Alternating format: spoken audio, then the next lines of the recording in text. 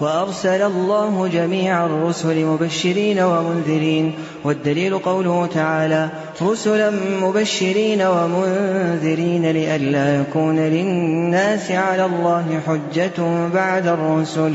وأولهم نوح وآخرهم محمد عليه الصلاة والسلام، وهو خاتم النبيين لا نبي بعده.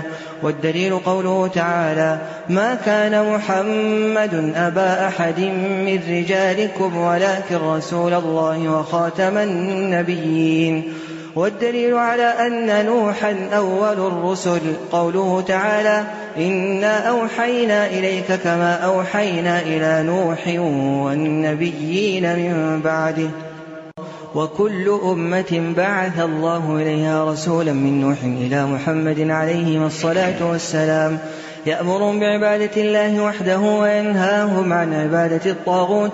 والدليل قوله تعالى: ولقد بعثنا في كل أمة رسولا أن اعبدوا الله واجتنبوا الطاغوت. وافترض الله على جميع العباد الكفر بالطاغوت والإيمان بالله. قال ابن القيم رحمه الله تعالى: ومعنى الطاغوت ما تجاوز به العبد حده من معبود أو متبوع أو مطاع. والطواغيت كثيرون ورؤوسهم 5: إبليس لعنه الله، ومن عبد وهو راض، ومن ادعى شيئا من علم الغيب، ومن دعا الناس إلى عبادة نفسه، ومن حكم بغير ما أنزل الله.